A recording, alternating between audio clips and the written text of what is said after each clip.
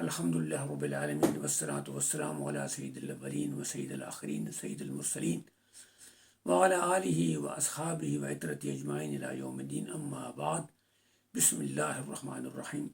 محترم ناظرین گرامی اور معزز ناظرین گرامی،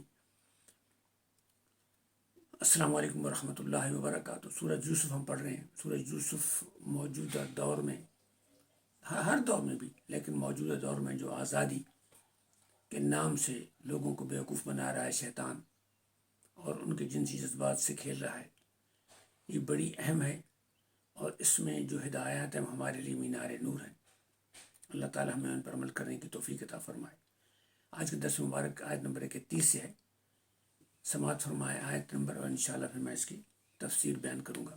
فلما سمعت بمكرهن أرسلت إليهن وأعتدت لهن متكئا وآتت كل واحدة منهن سكينا وقالت اخرج عليهن فلما رأينه أكبرنه وقطعن أيديهن وقلن حاش لله ما هذا بشرا إن هذا إلا ملك كريم۔ آیت مبارکہ سے پہلے میں تھوڑا سا بیان کر دوں۔ پچھلے جو ہمارے درس ختم کیا تھا اس میں یہ تھا کہ حضرت یوسف کا واقعہ جو گھر میں ہوا تھا، قمیض پھٹی ہوئی تھی، اور اس کے جو 2-4 ملازم تھے یا جو اور جو خواص عورتیں تھیں ان کو اس کا پتہ چل گیا، اور پھر یہ بات اس کے حلقہ خاتون کے حلقہ جو احباب تھا عورتوں میں مشہور گئی۔ انہوں نے کہا یہ تو بہت بری بات ہے، یہ تو اپنے غلام سے یا اپنے ملازم سے عشق بازی کر رہی ہے، تو بہت معیوب بات ہے۔ ظاہر اس وقت بھی طبقات تو تھے، یعنی ملازموں کو اس درجہ پہ نہیں برابر رکھا جاتا تھا جس پہ ان کا مالک ہوتا تھا۔ جب زلیخا کو یہ پتہ چلا تو اس نے کہا کہ بھئی میں اب اس جو مجھ کے اوپر داغ لگا ہے کہ بھئی میں ایک ملازم کے ساتھ اپنا محبت اور عشق کی داستان پر اور پنگی چڑھا رہی ہوں، اس کو میں کس طرح کم کروں یا ان کو بتاؤں، یہ بہت غیر معمولی بات ہے۔ اس لیے آج پھر اس نے ایک پلان کیا، اور پلان یہ کیا کہ اس نے ان کو سب کو دعوت کی، گاؤں تکی لگا دیے، جو بھی ان کے یہاں بیٹھنے کا انتظام تھا وہ کیا، اور ان کو اس کے لیے انہوں نے یہ، جب ان کی اس اعتراض سنا تو اس کے لیے انہوں نے یہ سیٹی بنائی، اور پھر ان کو دعوت دی، اور پھر دعوت میں ان کے سامنے فروٹ رکھا، اور پھر ان کو کہا کہ بھئی کاٹ کے کھائیں، جس طرح ہم کہتے ہیں کوئی بھئی آؤ کھاؤ اور خود اپنا کھاؤ کاٹو۔ پھر اس نے اس کے ترجمہ یہ ہے کہ جب اس نے ان کے مکر کے بارے میں سنا تو اس نے ان کو بلا بھیجا اور ان کے لیے تیار کیا۔ اس نے تکیہ ٹیک لگانے والی جگہ متکئن، اور ان ہر ایک میں ان کو اس نے ایک چھری دی تاکہ وہ اپنے پھل کاٹیں اور اس کو کھائیں، اور پھر حضرت یوسف کو حکم دیا کہ تم ادھر آؤ، یہ ان کے سامنے نکلو۔ پھر جب حضرت یوسف علیہ السلام کہیں اندر ہوں گے، جب اس نے بلایا تو وہ جو کہیں باہر بیٹھی ہوگی باغ میں یا کہیں کھلی جگہ پہ یا کسی ایسی جگہ پہ جہاں لوگ اور بھی ہوں، تو ظاہر جب اس نے بلایا تو حضرت یوسف کو وہاں جانا پڑا۔ جب حضرت یوسف گئے تو ظاہر عورتوں نے اس کو دیکھا کہ بھئی کون آ رہا ہے۔ جب انہوں نے دیکھا تو آپ کا حسن و جمال، آپ کی خوبصورتی، آپ کی نوجوانی، آپ کی آنکھیں نیچی، تو وہ اس سے مدہوش ہو گئی۔ اب یہ مدہوش ہونے کی کیفیت اس طرح ہے کہ جس طرح ہم جاتے ہیں کوئی خوبصورت منظر دیکھتے ہیں تو ہم اس میں محو ہو جاتے ہیں، ہمارے جو سراؤنڈنگ میں ہو رہا ہوتا ہے ہمیں پتہ نہیں ہوتا، یا کوئی ہم گانا سن رہے ہوتے ہیں یا کوئی ہم ٹی وی دیکھ رہے ہوتے ہیں، تو بعض اوقات اس چیز میں اس کا کہتے ہیں نا کہ غرق ہو گئے اس چیز میں، جس طرح آدمی پانی میں غرق ہوتا ہے اور ہر طرف پانی ہوتا ہے، تو اس چیز میں اس طرح ڈوب گیا کہ اس کو سراؤنڈنگ کا پتہ نہیں چلا کہ میں کیا کر رہا ہوں یا کیا ہو رہا ہے میرے ساتھ، یعنی مدہوشی کی کیفیت ہے۔ تو وہ اس طرح کی چلی گئی، اور انہوں نے چھری جب کاٹ رہی تھی تو انہیں یہ نہیں خیال آیا کہ بھئی اب پھل کٹ چکا ہے، وہ چھری پھیری تو پھرتی، اس سے بعد ان کے ہاتھوں کی انگلیاں یہ ہاتھوں زخمی ہو گئے کٹ کے، اور پھر جب وہ چلے گئے تو انہوں نے دیکھا کہ وہی تو خون آ رہا ہے۔ پھر درد کا احساس ہوا، جو ہی درد کا احساس ہوا تو دیکھا، تو انہوں نے کہا بھئی یہ تو واقعی انسان نہیں، یہ تو فرشتہ ہے۔ انہوں نے ان کے ہاں بھی یہ کنسیپٹ تھا کہ فرشتے مافوق الفطرت چیز ہے اور بہت عجیب و غریب چیز ہے. تو اس لحاظ سے اس نے یہ جب عمل کیا تو اس کو اس سے تسلی ہو گئی کہ میرے اوپر جو الزام تھا کہ میں غلام سے عشق بازی کر رہی ہوں وہ دھل جائے گا اور انہیں پتہ چل جائے گا کہ جو غلام جو نوجوان وہ عام غلام جو نوجوان نہیں ہے بلکہ اللہ نے اسے وہ خود جمال دیا ہے اور حکمت دی ہے جو عام انسانوں میں نہیں ہے. تو یہ تھا اس کا اظہار. اور آگے اس نے کیا کہا ان عورتوں سے اس واقعے کے بعد سماعت فرمائے آیت مبارکہ. قالت فذلكن الذي لمتنني فيه ولقد راودته عن نفسه فاستعصم ولئن لم يفعل ما آمره ليسجنن وليكونن من الصاغرين. اب اس نے کہا ان سے کہا کہ یہ ہے وہ جس کے بارے میں تم لمتننی کہ تم مجھے ملامت کرتے ہو. یہ جس کے بارے میں تم مجھے ملامت کرتے یہ وہ ہے. اب وہ حضرت یوسف کے جمال سے خود بھی فریفت ہو گئی تھی مدہوش ہو گئی تھی. اس بات کو انہیں پتہ چل گیا تھا کہ یہ غیر عادی جمال ہے یعنی یہ عام اتنے خوبصورت لوگ ہیں جتنے یہ خوبصورت ہیں. تو وہ اس بات کو سمجھ گئیں کہ یہ جو زلیخا کام یہ تھی اس کا کام ایسے نہیں تھا یہ کوئی اسباب تھی جس کی وجہ سے ان پہ فریفت ہو گئی تھی. وہ کہنے لگی کہ پھر میں اس سے اپنے دل کو بہلاتی ہوں. راوت عن نفسی اس نے اقرار کیا کہ میں اس کی محبت میں گرفتار ہوں اور تم مجھے ملامت کرتی ہو تو یہ وہ ہے.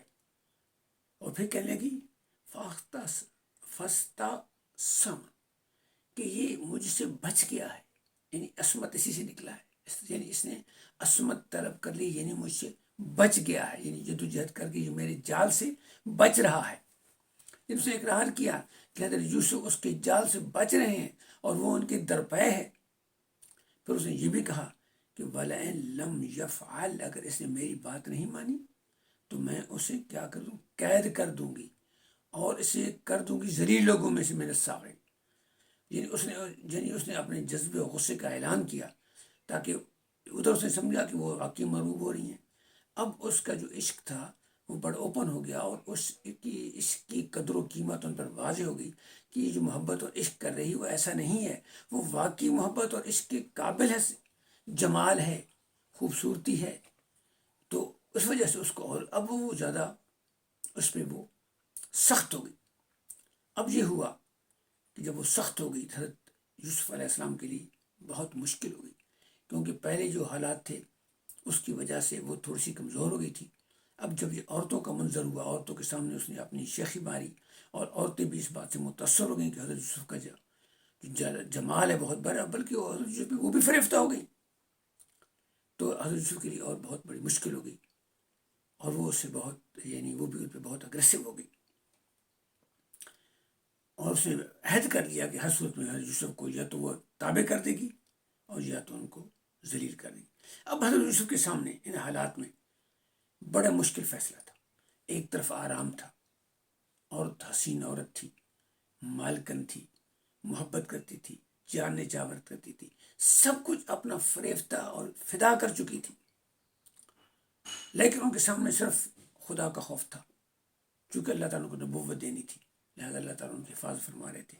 نفس اللوامہ ان کو نفس امارہ سے بچا رہا تھا.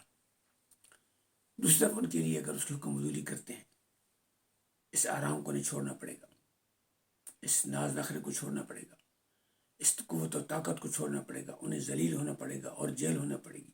اب انہیں کیا کریں شیطان نے پورا جال بچھا لیا تھا وہ بھی فریفتہ تھی اور عورتیں بھی فریفتہ تھی. ہر وقت ان کے لیے اس کے لیے اسباب میسر تھے لیکن وہ نبی تھے اللہ تعالیٰ نے ان کو لیڈر بنانا تھا تو انہوں نے عزیمت کو اختیار کیا. ان کا یہ مجھے ذلت منظور ہے مجھے جیل منظور ہے مجھے تکلیف منظور ہے مجھے پریشانی منظور ہے لیکن مجھے گناہ کے ساتھ آرام گناہ کے ساتھ عیاشی گناہ کے ساتھ سکون قطعاً میں اس کو قبول نہیں کرتا. لہٰذا آپ نے اس کو بالکل رد کر دیا. اگلی آیت میں مبارک میں اس کا ذکر ہے. قال رب السجن أحب إلي مما يدعونني إليه وإلا تصرف عني كيدهن أصب إليهن وأكن من الجاهلين. اب انہوں نے فرمایا کہ اے اللہ ان حالات میں اب اللہ سے دعا کر رہے ہیں، اللہ سے مدد مانگ رہے ہیں، اللہ ان حالات میرے لیے، جیل مجھے پسند ہے، یعنی انہوں نے عزیمت اختیار کی، انہوں نے جیل جانا پسند کیا. یہ ہمارے لیے سبق ہے کہ اگر ایسے حالات ہو جائیں تو یہ لیڈر کے لیے بڑا ضروری ہے کہ وہ لالچ نہ کرے، اس کا کردار عظیمت کا، اس کا کردار بلند سا. نبی صلی اللہ علیہ وسلم آپ دیکھیں نا، آپ سب سے پہلے آگے ہوتے تھے، سب سے پہلے آپ نے فقر کے اپنے اوپر لازم کر دیا تھا تاکہ دوسرے جو غریب مسلمان ہیں یہ نہ محسوس کریں کہ ان کا لیڈر آرام کر رہے ہیں اور وہ تکلیف میں ہے. اب جنگ کے موقع ہو، امن کا موقع ہو، تقسیم کا موقع ہو، آپ نے سب سے پہلے لوگوں کی خدمت کی اور بعد میں اپنا حصہ لیا، بلکہ اپنا حصہ بھی تھا جو آپ کو خمس ملتا تھا وہ بھی آپ تقسیم کر دیتے تھے. تو لیڈر کے لیے عظیمت، اعلیٰ کردار، اعلیٰ چیلنج کو ایکسیپٹ کرنا بہت ضروری ہے. اس کو جھکنا نہیں چاہیے، جھکے گا تو ساری قوم جھک جائے. فرمایا اللہ میرے لیے ان حالات میں مجھے قید زیادہ پسند ہے اس کے مقابلے میں جس طرح کہ یہ مجھے دعوت دے رہی، بلا رہی ہے. اور اگر تو مجھ سے اس کے مکر کو، اس کی چالوں کو، اس کی کشش کو، اس کے جال کو مجھ سے نہ ہٹاتا اصب علیہ تو میں اس کی طرف مائل ہو گیا ہوتا. انسان ہوں، شیطان نے اور جس نے جال بنایا تو میں پڑ جاتی. تیری مہربانی ہے کہ تو نے مجھے بچایا ہے اور میں جاہلوں میں سو جاتا. یعنی حضرت یوسف علیہ السلام کا کہنے کا مقصد یہ ہے کہ جب آدمی کو پتہ ہوتا ہے تو شیطان اس کے لیے ایسا جال بنا دیتا ہے کہ اس کی آنکھیں بند ہو جاتی ہیں، اس کی عقل پہ پردہ پڑ جاتا ہے اور وہ گویا کہ ایسا کام کرتا ہے اس طرح وہ جاہل ہے، یعنی وہ جرم نہیں کرا، وہ جرم سے بالکل یعنی غافل ہو جاتا ہے اور وہ جرم کر بیٹھتا ہے. تو یہ ہماری کیفیت ہو جاتی ہے. اس لیے بڑا ضروری ہے کہ جب ایسے غلط اسباب ہوں تو اس وقت ہم غفلت میں نہ ہوں، ہم جاگ رہے ہوں، اللہ کو یاد کر رہے ہوں، اللہ سے استغفار کر رہے ہوں، اپنے نفس امارہ کو نیچے کر کے اپنے نفس لوامہ کو آگے کریں، اس کی باتوں کو سنیں. تو انہوں نے کہا اللہ اگر تو نے مجھے محفوظ نہ کیا ہوتا تو میرے ساتھ یہی ہوتا. اور اب آپ کی دعا کو کا کیا نتیجہ ہوا اگلی آیت میں سماعت فرمائیں. فاستجاب له ربه فصرف عنه كيدهم إنه هو السميع العليم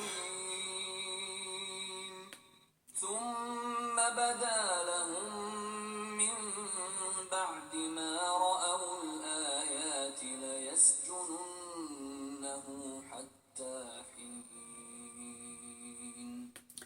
آیت مبارکہ کہتے ہیں کہ اللہ تعالیٰ نے ان کی دعا کو قبول کر لیا، فاستجاب، اور ان سے اس کا مکر کو پھیر دیا، یعنی وہ اس کے جال سے بچ گئے. کیونکہ اللہ بڑا سمیع ہے، بہت بڑا سننے والا ہے. یعنی آپ سرگوشی بھی کریں تو بھی جانتے ہیں، آپ کو دل میں خیال میں دماغ میں خیال آتا ہے، جو دل میں تصور ہوتا ہے اس کو بھی جانتا ہے، اور سننے والا بھی ہے اور جاننے والا بھی ہے. لہٰذا آپ جنہیں سمجھیں کہ آپ کی باتیں چھپی ہوئی ہیں، آپ پریشان نہ ہوا کریں. وہ سب باتوں کو جانتا ہے، سب باتوں کو سنتا ہے، سب خیالات کو جانتا ہے. آپ بس اس کی مہربانی ہے کہ ہمارے خیال پہ کوئی سزا نہیں ہے، سوچنے پہ کوئی سزا نہیں ہے، صرف عمل پہ سزا ہے، اور اس کو کوئی بات چھپ نہیں سکتی.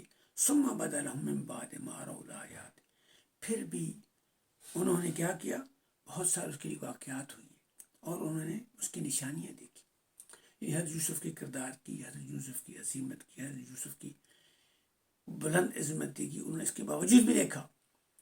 اور پھر کیا ہوا، ان کو قید کر دیا گیا ایک مدت تک. یعنی جب وہ اس کے مکر میں نہیں آئے تو اس نے اس خاوند سے کہا کہ اس کو حصورت میں نکالو، یہ مجھے تنگ کر رہا ہے جو بھی. اور اس کے خاوند نے بھی کہا کہ یہی حالت ہے کہ ان کو یہاں سے دور کیا جائے، اور دور کرنے میں یہی آسانی ہے کہ اس کو جیل بھیج دیا جائے. تو اللہ نے آپ کی دعا قبول کی اور انہوں نے آپ کو جیل بھیج دیا اور آپ جیل میں چلے گئے. اور پھر جیل میں بھی آپ کا اخلاق اتنا اچھا رہا، آپ کی عادات اچھی، جو کہ آپ کو نبوت ملنی تھی، اللہ تعالیٰ نے آپ کو حکمت و علم دیا تھا، وہاں بھی آپ کے علم و حکمت کے یعنی جو تھی روشنی پھیلی اور لوگوں کے سامنے ظاہر ہوئی. اس کا انشاءاللہ جو بیان ہے اگلی آیت میں ہوگا.